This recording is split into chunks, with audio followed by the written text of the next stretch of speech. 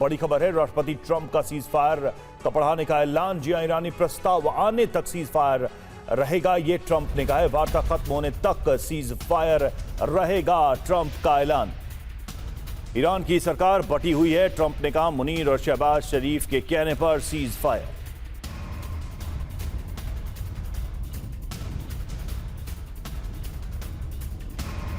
तो ट्रंप ने कहा है कि सीज फायर अभी जारी रहेगा और सीधे तौर पे कहा कि ईरान की सरकार इस वक्त बटी हुई है, वार्ता खत्म होने तक सीज फायर जारी रहेगा।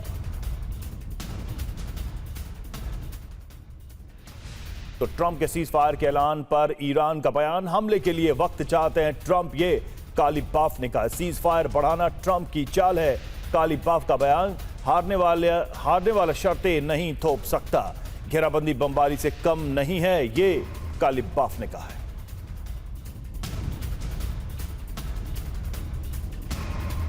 और सीज फायर बढ़ाने के ऐलान पर बोले शहबाज, ट्रंप का शुक्रिया। शहबाज शरीफ ने कहा, ट्रंप ने हमारी गुजारिश को स्वीकार किया है। आसिम मुनीर और मेरी ओर से शुक्रिया। उम्मीद है दोनों पक्ष युद्ध विराम का पालन करेंगे।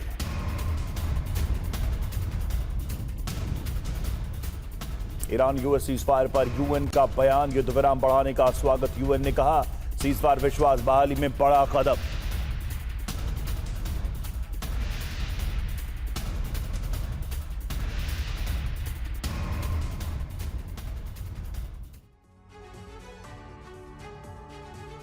डोनाल्ड ट्रंप ईरान युद्ध 2.0 शुरू करेंगे, इसका डर बेहद ज्यादा बढ़ चुका है और इसकी वजह है वार्ता से ईरान का लगातार इनकार। ईरान अभी तक अपने रुख पर कायम है। उसने इस्लामाबाद वार्ता में अपना कोई प्रतिनिधि मंडल नहीं भेजने की बात कही है। अगर इस डेडलाइन के खत्म होने तक बात नहीं बनी तो महासंग्राम तय है। दावा है कि अगर इस्लामाबाद में वार्ता नहीं होती या वार्ता के दौरान ईरान की तरफ से कोई सकारात्मक रुख नजर नहीं आता तो डोनाल्ड ट्रंप अमेरिकी सेना को हमले की छूट दे देंगे और ये हमला पहले से कहीं ज्यादा विध्वंसक होगा। यानी इस्लामाबाद में शांति होगी या फिर अब महासंग्राम होगा। और अमेरिका ने यूएसएस जॉर्ज डब्ल्यू बुश पर नया लेजर सिस्टम तैनात किया है। इस लेजर सिस्टम को एयरक्राफ्ट के डेक पर लोड किया गया है। अमेरिका के इस लेजर सिस्टम का नाम लोकस्ट X3 है और इसकी सबसे बड़ी खासियत दुश्मन ड्रोन को तबाह करने में इसे महारत हासिल है। इसके लिए ये किसी मिसाइल या गोले का इस्तेमाल नहीं करता, बल्कि लेजर बीम के इस्तेमाल से दुश्मन के ड्रोन को हवा में राख कर देता है। लोकस्ट X3 से करीब 35 किलोवाट की लेजर बीम निकलती है। ये लाइट स्पीड से दुश्मन के ड्रोन को हवा में ही नष्ट कर देती है। ये सिस्टम ड्रोन को ट्रैक करने के लिए अत्याधुनिक AI का इस्तेमाल करता है। अमेरिका की माने तो ये एक साथ 20 से ज्यादा ड्रोन ट्रैक कर सकता है और उन्हें कुछ ही सेकंड में एक के बाद एक तबाह करने की ताकत रखता है। लेजर वेपन होने की वजह से इसे पारंपरिक हथियारों की तरफ बार बार रीलोड करने की जरूरत नहीं होती है। जब तक इसे शिप से पावर सप्लाई मिलती रहेगी, ये तब तक नॉन स्टॉप ड्रोन तबाह करता रहेगा, फिर भले उनकी संख्या 100 से ज्यादा क्यों ना हो। पहले 21 अप्रैल को रात 8 बजे खत्म होने वाला था, अब हफ्ते के मध्य तक चलेगा। अगर नई समय सीमा से पहले कोई समझौता नहीं हो पाता है तो इस बात की बहुत कम संभावना है कि मैं इसे और आगे बढ़ाऊंगा। उन्होंने अपनी एक पोस्ट में कहा, परमाणु सुविधाओं के खिलाफ चलाया गया ऑपरेशन मिडनाइट हैमर ईरान के परमाणु मलबे का पूरी तरह से सफाया था, इसलिए इसे वहां से हटाना एक लंबा और कठिन काम होगा। और युद्ध का दूसरा चरण शुरू होने की आशंकाओं के बीच अमेरिका फारस की खाड़ी में मौजूद ईरान की हर गतिविधि पर 24 घंटे नजर रख रहा है, जिसके लिए खास तौर पर MQ-4C ड्रोन इटली से जॉर्डन भेजा गया था।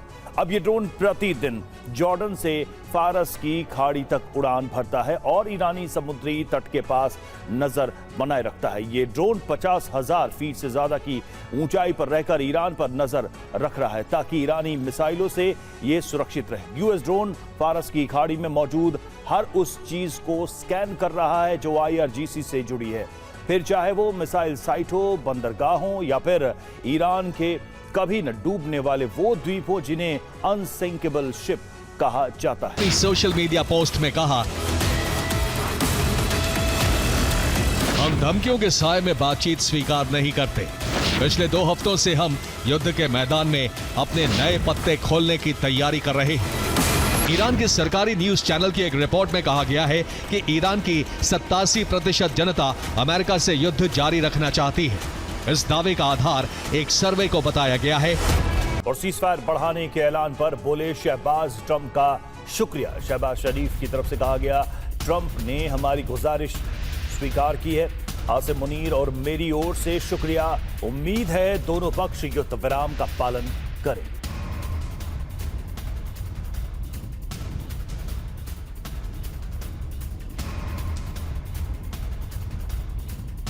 और वार्ता को लेकर आईआरजीसी का बड़ा बयान, हमारी शर्तों पर ही होगी बात। आईआरजीसी ने कहा, हम जब तक हमारी बात नहीं मानी जाएगी, बात नहीं होगी। आईआरजीसी की तरफ से कहा गया, ईरान जीत की ओर, इसलिए शर्तें भी हमारी। फिलहाल अमेरिका के साथ कोई बातचीत नहीं।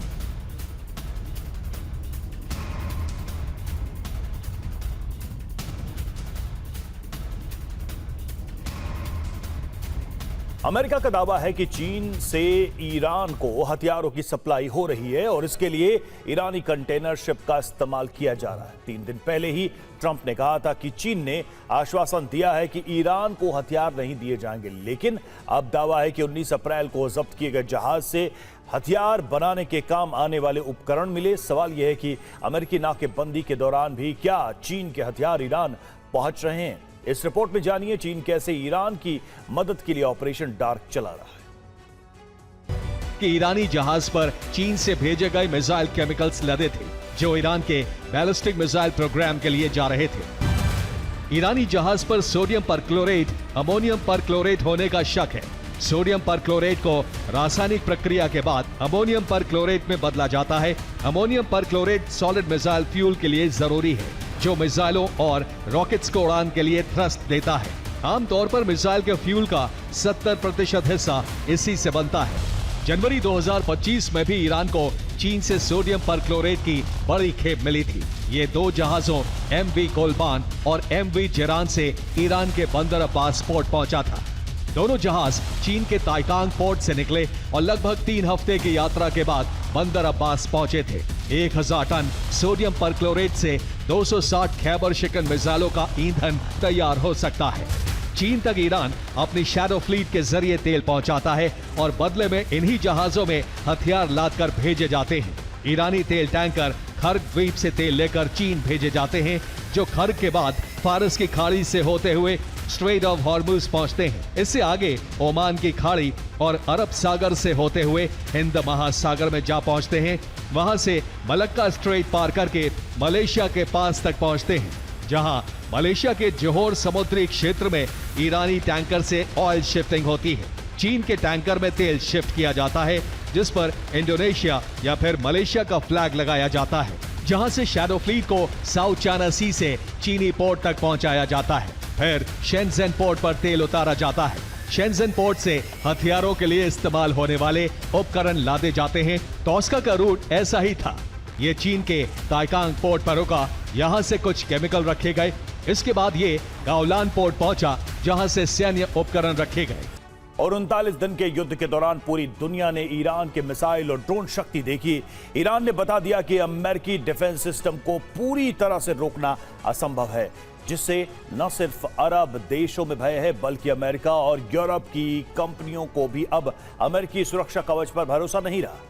रिपोर्ट्स में दावा है कि मध्य पूर्व में मौजूद तेल कंपनियों ने अब नए ठिकानों की तलाश शुरू कर दी है, जो अमेरिका के लिए सबसे बड़े झटके के तौर पर माना जा रहा है। कि पश्चिमी तेल कंपनियां अरब से दूर व्यापार के अवसर तलाश रही हैं। इसकी बड़ी वजह ईरान और उसकी सेना का डर बताया गया है। रिपोर्ट में दावा है कि एक्सॉन मोबिल, शेवरॉन और अन्य बड़ी ऊर्जा कंपनियों ने नए तेल और गैस क्षेत्रों की खोज तेज कर रही हैं।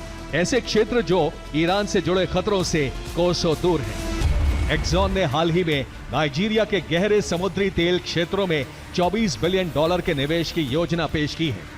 शेवरॉन ने भी वेनेजुएला में अपना कारोबार बढ़ाने पर काम तेज कर दिया है। ब्रिटिश पेट्रोलियम ने नामीबिया के तटों पर तेल ब्लॉकों के शेयर खरीदे हैं और फ्रांसीसी कंपनी टोटल एनर्जी ने तुर्की के साथ एक गैस समझौते पर हस्ताक्षर किए हैं। जिसके मुताबिक वो गैस के नए भंडारों की तलाश करेगी। एक्सॉन मोबिल के कतर की एलएनजी में 80% शेयर हैं और शेवरॉन के इराक और इजराइल में 15% की हिस्सेदारी है। और बाल्टिक के आसमान में रूस के परमाणु क्षमता वाले Tu-22 बॉम्बर उड़े तो यूरोप के नाटो देशों में दहशत हो गई। 4 घंटे तक बाल्टिक के आसमान में जंग का मैदान बना रहा, जहां एक तरफ रूस के परमाणु बॉम्बर्स के साथ सुखोई 35 थे तो दूसरी तरफ नाटो के ग्रिपेन जेट। सवाल यह है कि पुतिन ने अचानक यूरोप को क्यों डरा दिया।